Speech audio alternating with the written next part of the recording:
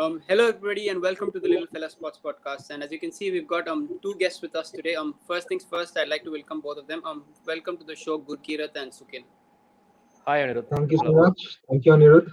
Good to be here again. Man, yeah. And obviously, it's not the greatest of times for an Indian fan today. I mean, it was a very disappointing performance overall in the Test match, and India have obviously faced a pretty big defeat in terms of margin, 227 run. And you have to say that since day one, India were chasing the game. England were outstanding with the bat in the first couple of days, and on days 3 and 4, they ensured that India's batting really didn't get going. And when it came to today, it was almost nigh on impossible to see India going on to win the test match or even save the test match in that case. So obviously India's performance was very disappointing from an Indian fan perspective. So I'll first start off with Gurkirat. First things first, Gurkirat, your initial thoughts on the game. Obviously it's not something we really expected in terms of India being outplayed in this manner, in such a thorough manner in fact. So what are your first thoughts on the game as a whole? England deserve credit, without a doubt. Joe Root batted brilliantly. Uh, they were also a little lucky, I'd say, with the toss, then with the dismissals of Pujara and Rahane in the first innings. But overall, I'd say that what hurt India was their own batting on day three and the lack of penetration of Washington and Nadeem. I think that is where India were found wanting, and from there on, India were just chasing the game. I don't, and I think even when India got all out on day four, there was a chance that India could sort of control things and delay England's declaration. But the way England came out to bat, started attacking, they scored runs at more than 4 runs and over. I think that is where sort of England actually pushed India into a corner where they couldn't have won. Despite what the public might have been thinking because of Gaba and what West Indies did against Bangladesh in Chattogram, the thing is that more than 250 or more than 300 is chased very less in the fourth innings. It's once in a decade event. It's just that it has happened a lot in the last year or so or two. We've seen Kushal Pereira do it. We've seen Ben Stokes do it. Pant and Gill did it along with Pujara in Gaba. Then Kyle Myers did it, but it's not something that happens too often. We saw it we saw it in South Africa versus Pakistan as well. South Africa were well placed at 241 for three, but they got all out for 294. And that is how day five progresses. The fielding team only needs one wicket to sort of get into the lineup and then let the pitch do all of it. And I think similar happened today once Gill was dismissed. Pujara getting out was still okay, but once Gill was dismissed, and especially how he got out, I think that is where the signs were there that India will find it very difficult to back tilt, and that is what happened. But largely, I'd say, and as Virat pointed out, they were let down by the fourth and fifth bowler. You cannot be going at more than 4 runs in over in on any pitch. Forget a pitch as flat as this. India clearly missed Ravindra Jadeja. There are a few players who make their presence felt or make their impact felt in their absence. And Ravindra Jadeja is one that kind of a player. It's similar to how Ishant Sharma, sort of lets his own impact, be felt when he's not there. Because had it not been for Ishant Sharma, England would have probably reached 600 and at a quicker pace. So a few things that didn't go as per plan, but nothing so big for India to lose sleep over. I still feel that. Yeah, I think as you mentioned, first thing you mentioned was the toss. Obviously, in a country like India, especially in a ground like Chennai, I think you expect the toss to play a huge role. But it's fair to say that the toss played a much bigger role than all of us expected. Obviously, you want to bat first, as whether you're chasing. I mean, whether you're the home team or the away team. But I think in this case, the toss obviously played a massive role. But India's performance as a whole was still disappointing because there was enough on day three to say that you can still bat on this weekend. And obviously, you couldn't have reached what England reached in terms of getting to 550, 560. But I think India still could have gone to a score above 400, which would have probably saved them the test match because there was not enough time after that if India had reached 400 plus. So I think it's fair to say India definitely got outplayed completely, and England, even though some things went their way, completely deserved the win. So it is obviously disappointing from an Indian fan perspective, but I think it's fair that we only give credit to England because I know that they played 2 games in Sri Lanka, but obviously coming and playing India in India, where we've been dominating for the last 7 years now. So I think it's fair to say that England deserve the credit they do. You know, Coming on to you, yeah, I'll add one more thing. So the last two Test matches that have been played in Chennai was one against England in 2016 and one against Australia in 2013. The one in 2013 was also Bhuvneshwar Kumar's debut and Harbhajan Singh's 100th Test match. Okay, the the amount of turn that was there on this pitch on day four was probably still less than what the amount of turn that was there on day one in the Test match against Australia. The turn and bounce, because Ravichandran Ashwin took 7 wickets in first innings, the five in second, and none of Indian pacers got any wicket. I remember Bhuvneshwar Kumar didn't even get a ball in the second test in the second innings. All 20 wickets were taken by Indian spinners. So it was as Kohli and Gill showed, it was still not difficult to bat on this pitch, right? You will get grubbers as how both of them got, but it was still a pitch where they could have batted. They could have probably still not saved the test match and not batted as much as 110 overs, but it was still a pitch where you could still bat around 80 overs. I still felt that. And like you said, they needed to bat better than what they did on day three and in their first innings. 400 or 450 was for the par at that stage, and certainly should have been done. yeah, completely agree in that perspective. Obviously, you mentioned about how disappointing Washington Sundar and Shabaz Nadeem were. I mean, obviously, we've got to cut some slack that they're not really experienced at the international level, and especially for Sundar, you can't say that he's a frontline test spinner. I know he did a great job at the Gabba with both bat and ball, but I think it's still fair to say that Sundar is obviously finding his way into international cricket, and it's probably too much of an expectation. I think Akshar Patel and Kuldeep would have played if Akshar was fit. I think that was the thinking behind it. But obviously, since once Akshar got the injury, I think that meant that they didn't want to play three guys who would spin the ball away from the left-hander, and they wanted some varieties. That's where Shabaz Nadeem probably pipped Kuldeep for the last spot. So obviously, that also probably in some way played a factor in that these two weren't exactly that prepared to play.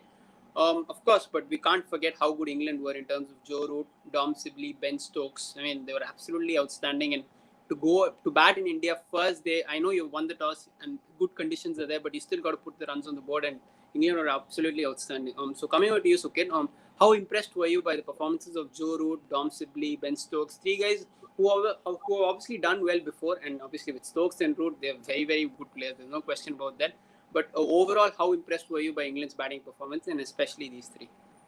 Yeah, so Joe Root has been in very good form. He has struck double centuries in New Zealand and Sri Lanka coming into the series, and it was no surprise for me. Like he got this double century in Chennai too.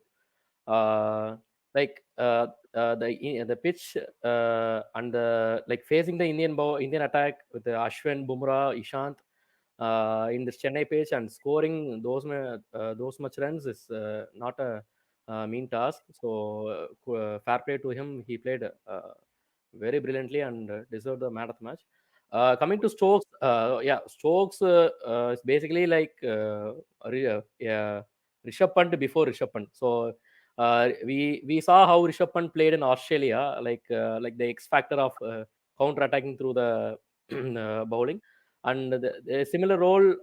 So we won against Australia because Australia didn't have that kind of a batsman in their lineup. But England do have a batsman in Ben Stokes, and he can get wickets with the ball too. So Stokes played brilliantly. And Sibley, I thought like in the first innings he played so much balls and was getting the runs at a much slower rate.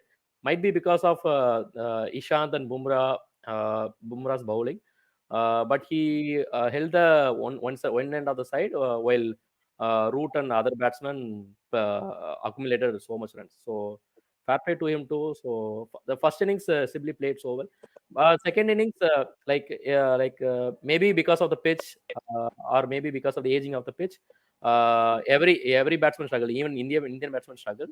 So wouldn't be correct to maybe because of the least runs scored because of them. We need to criticize or talk bad about them. But first innings, everyone played very well. So Joe Root will be continuing his form. I hope he scores. I think he will score a century in the upcoming test too. Let's see. Yeah, I think there's no question that Joe Root was outstanding, and the England batting lineup as a whole deserve a lot of credit.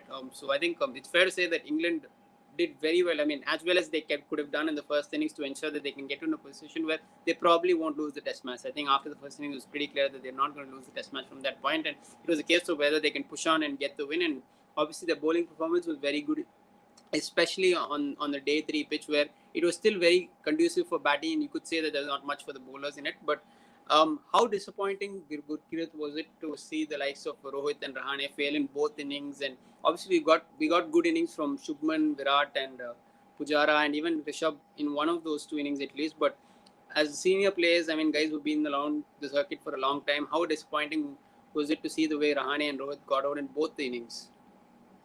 Oh, more than disappointing, it's becoming frustrating. It's becoming extremely frustrating. Watching Ajinkya Rahane bat, because if you consider the five Test matches that India have played from Adelaide, Washington Sundar, he's played only two Test matches, but he has 250 plus scores. Virat Kohli has played two Test matches, but he has 250 plus scores.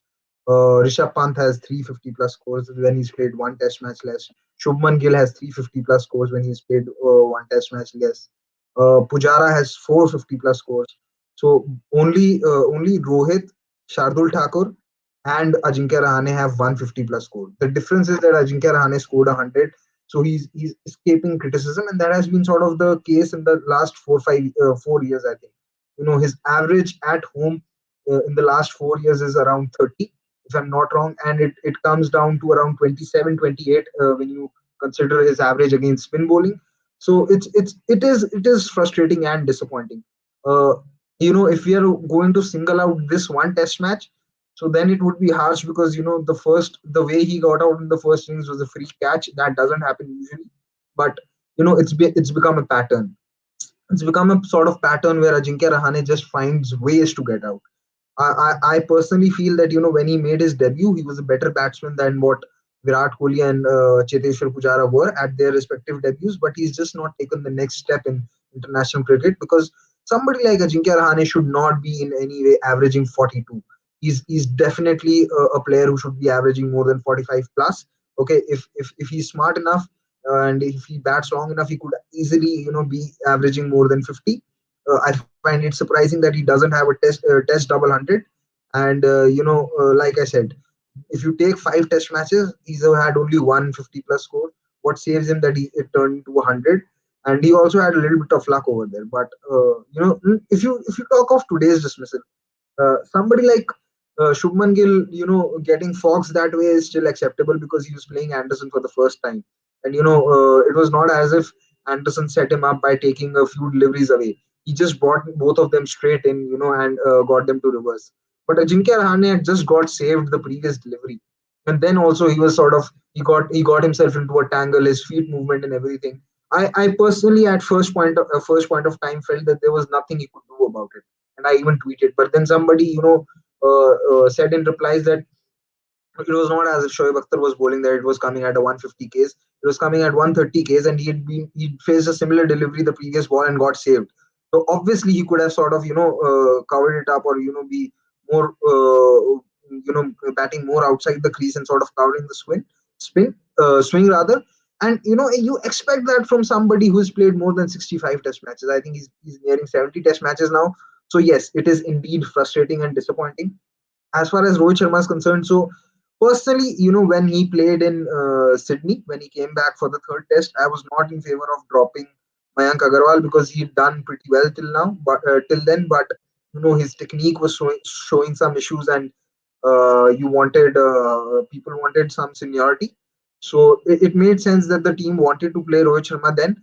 But I wouldn't want Rohit Sharma to be dropped now just after three Test matches, because the issue is it's not as if he's not looked comfortable or out of place. He's left well, he's defended well, and he's taken the scoring opportunities that have come his way. It's just the temperament issue that is there with him.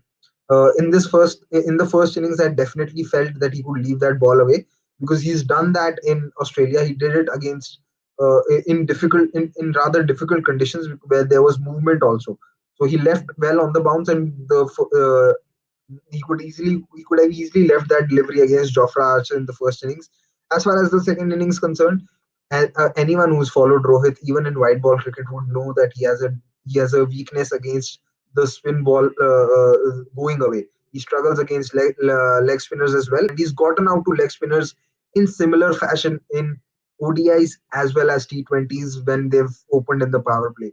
If there was one game in the World Cup where he didn't do well was against Afghanistan, where Mujibur Rahman got him out in a similar manner. So he's always has had this weakness where the ball going away after pitching troubles him. And I felt that he played the wrong line, put his foot across too much, and it didn't spin as much as what Rohit felt at that point of time, and he could have easily kept it out. But yeah, I would still not think that it is okay to drop him. I will give him one or two more tests because he's looked good. It's just that he's not converted those starts. As far as Ajinkya Rahane is concerned, uh, I don't think he will get dropped because Kohli spoke of how he's scored important runs. But the thing is, the team management should be expecting a lot more from somebody like Ajinkya Rahane because uh, in every 10 innings he scores one big innings, but it's not enough. I genuinely feel it's not enough, and you cannot be getting out like this. I was very disappointed the way he got out in Brisbane in both the innings. I was disappointed with the way he got out in Sydney. And I personally have started to feel after seeing Washington Sundar bat that he's probably amongst the least suited to play spin in the top seven. And this is after he had improved in the series against Australia and played line well. Because earlier he used to get out to somebody like Moeen Ali trapped in the crease as well. So there have been issues, but it's just something that he's not been able to solve. You look at his strike rate against spinners in T20 and ODI cricket, you will find out that he struggles against spin over there as well, which is rather rather surprising for an Indian batsman and for somebody who's played his cricket at Wankhede because Wankhede does offer turn. He doesn't have any trouble with bounce, but when it starts to turn, I personally have never felt that he's confident of defending. So yeah, but the question is, even if you're thinking of dropping him, who do you get in? I Exactly. personally, I was coming to. yeah, I personally, would be okay with Mayank Agarwal coming in at five because Gill looks settled at the top and he's better suited than Mayank at the top. I'd be okay with Mayank batting at five, but that would be only when the matches are in India.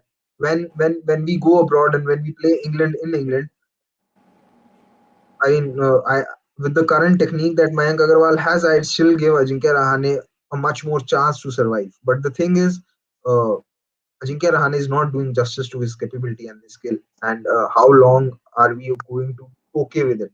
That is something that the team management needs to decide. Because the last time when he got dropped, there was a lot of outrage, which was justified at that point of time. But this time I think it's going to be there won't be an outrage. There would be an outrage if he still keeps getting picked and doesn't score runs. I think with Rahane, I think as you said, I think there's a lot of quality. It's not very obvious like where with Rohit Sharma, where you can say, okay, he's not shown temperament for a very long time. It's an issue which persisted for years, and Rohit's pretty much whenever he comes out to bat, he looks very good, but you always know on the back of your mind that he may not survive for too long here because at some point he's prone to a mistake.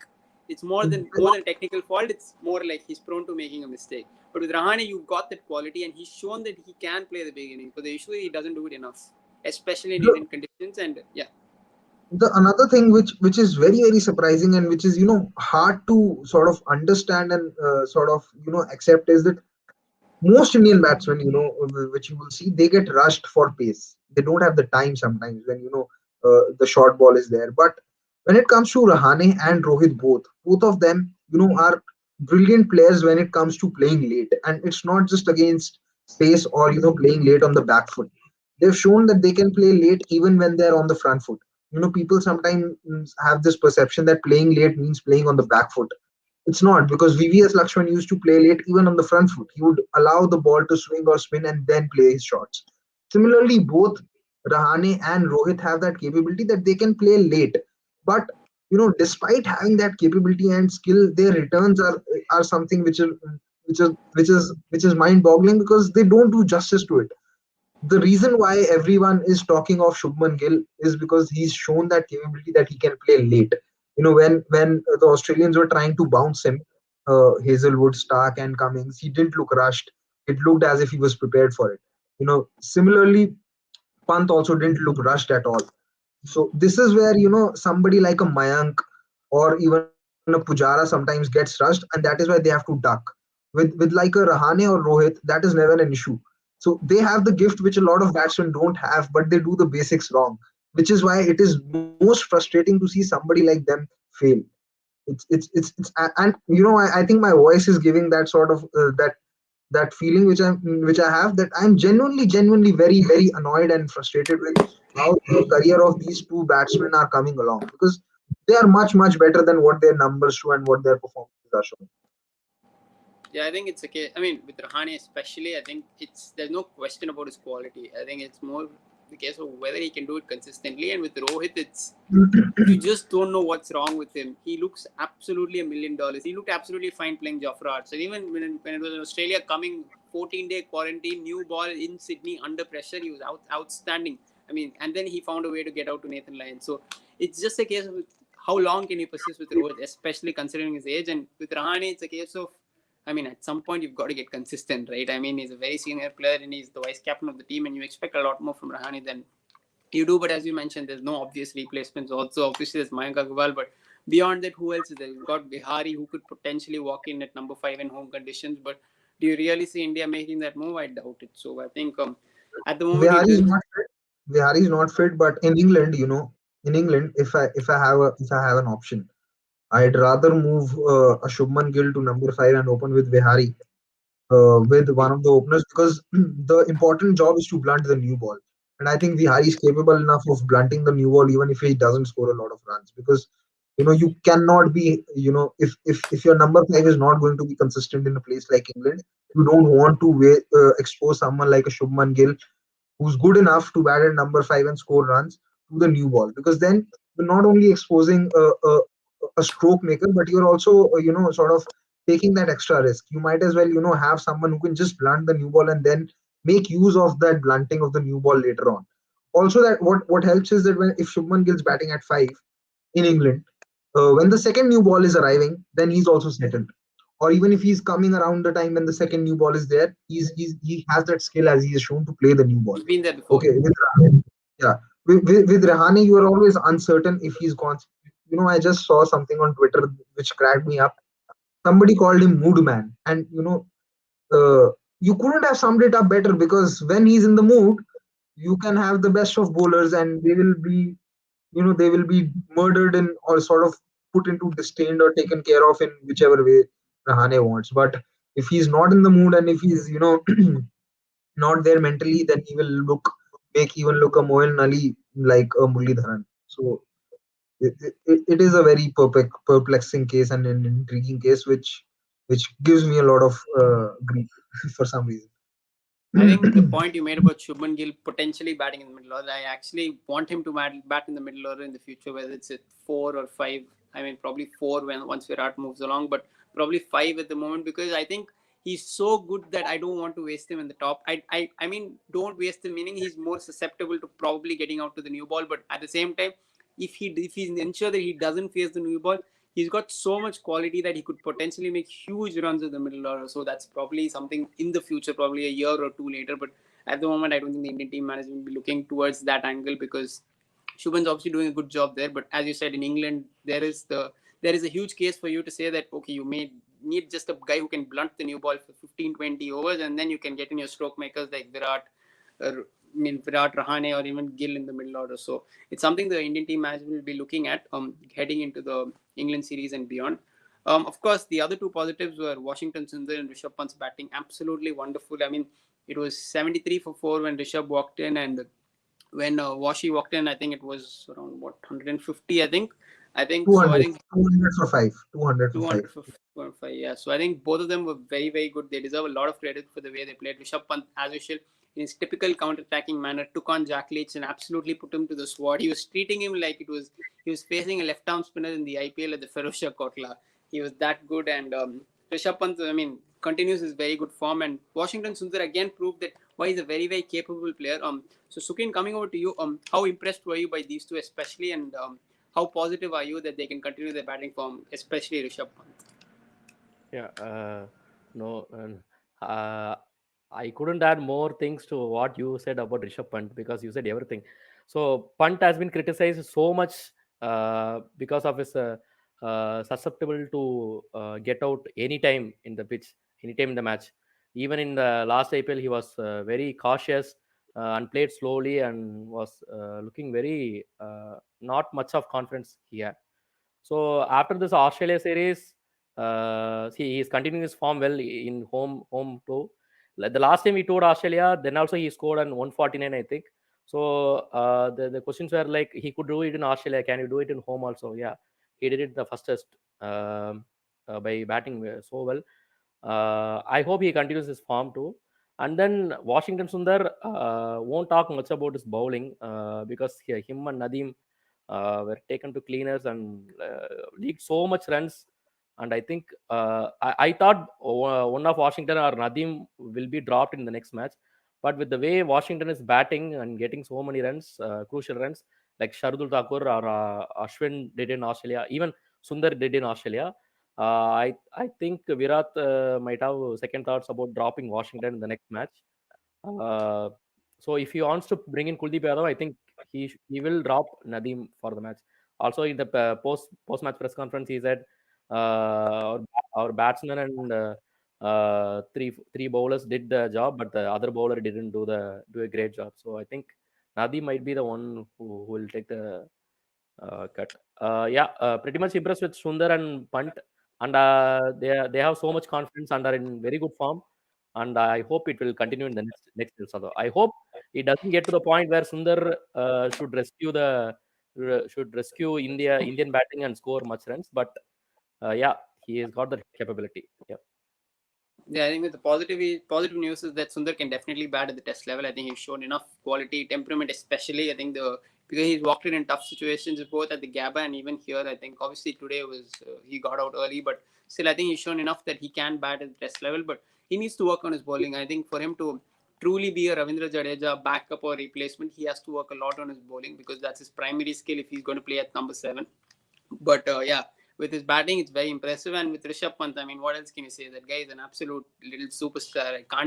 I can't praise him enough. I mean, the criticism he got in that middle pair was just a case of too many people expecting too many things and everyone assuming that because he's going to replace that certain someone, everyone thinking that he's going to come on and just immediately burst into the scene and immediately perform so well. But you needed to give him time because there was a point where he's going to go through a little bit of a bit dip, and he did have the dip. I think he's slowly coming out of that. During the IPL, he wasn't at his best. He clearly wasn't at his best. He was very I mean, as you said, he was not free batting freely, and he didn't look nowhere near his best. But the Australia series from the second game onwards, where he came on and batted at Sydney itself, I think he showed a lot of positive intent and changed that game itself. And his confidence from the innings in Sydney and Gabba obviously transpired to very good innings here as well. And hopefully he continues batting well because in Indian conditions, I think he can easily dominate any bowling attack. And hopefully we'll see a lot more big runs from Rishabh and soon 100 because it's been a while since he scored 100. He's got 490s and 189 at the Gabba. So hopefully he gets 100 not too far away from now. Gurkirat finally, talking about England's bowlers, Dom Bess was absolutely brilliant in the first innings. I think he deserves credit for sticking. I mean, you can say that he didn't bowl outstanding deliveries to get wickets, but I think he was continuously prodding away in terms of not giving too many runs because Jack Leach was the one who was very expensive in the first innings. And in second innings, obviously, Jack Leach picked up some very, very important wickets, especially at the top. He got obviously Rohit out and ensured that there was no thoughts of India trying to go for the chase, right? So I think yesterday getting Rohit out was a massive movement in the game. And overall, these two guys, I think, considering that it was the first Test match, I think they did a pretty decent job. And obviously, Jimmy Anderson, absolutely brilliant with the spell today after the 25th or 26th over today. I think he completely killed any hopes India had of saving the game. And so, yeah, what do you make of these three guys? Jack Leach, Dom Bess, and Jimmy Anderson. I personally don't think that Dom Best bowled that well. I'll say that because you know the wicket to Rahane was of a full toss. The wicket of Pujara was of a long hop. I think 99 times out of 100, the ball on which he got Pujara out goes to the boundary. He was very lucky with that wicket. And if you talk of Virat's wicket, if you see how Virat adjusted, I think in the first innings Virat was probably a little circumspect or something. He was not there mentally. I don't know what the issue was, but that the way Virat got out, he was clearly not to the pitch of the wall, and he just how you talk of, he just went through with his hands. In the second innings, when he came out to back, he was either fully forward or fully backward, and he was able to play both the spinners very well, which is something that Shubman Gill did as well, and did too. As far as Pant is concerned, I think it was a tired shot, so I don't think that Dom Best particularly bowled well. I think he was okay. Uh, on the contrary, I feel both Jack Leach actually was trying to bowl well, and he was trying to target the rough that was created.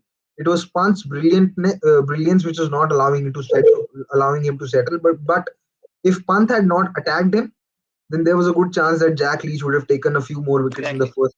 That's probably why you say that Rishabh Pant doesn't mindlessly bat. He clearly had a plan. Exactly, and it's also about the image. Shabazz Nadeem, after a horrific first day, was actually getting into a rhythm on the second day. He was actually, bowling well, and he was being more disciplined than what he was on the first day. On the first day, what the error he was committing was that, after three or four deliveries, when he had put it in the spot, he was trying for a little more pace and, bowling it short and getting cut.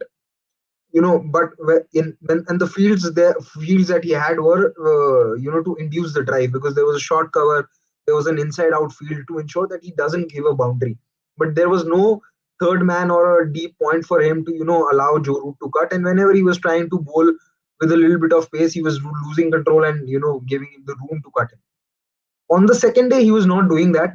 On the second day, he went for runs because Ben Stokes, realized that he was getting into a rhythm and started hitting him. He slogged him for a six. He came down the track, then he reverse swept him, and he reverse swept him twice. So, for somebody playing his second test, Ben Stokes, that attack from Ben Stokes can, actually rattle you. If it can rattle someone like Nathan Lyon, when you have only one wicket to take and you get reverse swept for six, then Shabazz Nadeem is nobody in front of him. With due respect to Nathan Lyon and Shabazz Nadeem and Ben Stokes. So, that is why I say that, as people might say that he was batting mindlessly or he was being careless. No, that was not the case. If you go and look at Cricinfo, the control percentage of Cheteshwar Pujara and Rishabh Pant in the first innings was 94%. Both of them were batting with a similar control. It was just that Rishabh Pant was doing what he felt was the best way to tackle the spin. And there was a little period where Jofra Archer and Anderson came on to bowl, and he was very confidently defending him as well. Today, also in the second innings, it was not as if Rishabh Pant got out defending or Anderson beat his defense. It was just that he was early into the shot. You know, because Anderson did bring back a few balls in from around the wicket, but he was able to keep it out very well. So just because his attacking game is so good, people don't talk about his defensive game. I think his defensive game is actually pretty underrated, and he can actually leave balls and defend them well as well. We saw that on the fifth day in Gabba too, because Nathan Lyon kept giving him the bait of bowling outside the off stump and taking it away. But because he had been dismissed in a similar manner on day five in Sydney, he didn't take that risk. He didn't fell for that bait. I think how he got out in Chennai was also not as if the ball was very away from him. It's just that it was a tired shot. You've kept for 180 odd overs, then you have to come out to bat again. So it was probably a tired shot. So no real complaints from Pant though. He knows his methods. In the IPL, I remember his coach had said that he's probably lost his bat swing, and the bat swing is back, and it was there to see. When he hit those five or six sixes, none of those sixes at the point of impact did the bat turn. The connection between the bat and the ball was from the middle, so it showed that he's got his bat swing back. So that was there. I still think that when the in the next three test matches, Indian batsmen are going to play Jack Leach and Dom Bess very well. I think Dom Bess is going to be attacked, considering the amount of right-handers we have in the batting lineup. There's Rohit Sharma, there's Shubman Gill, there's Pujara, there's Kohli. So Dom Bess would be definitely be under some kind of a pressure.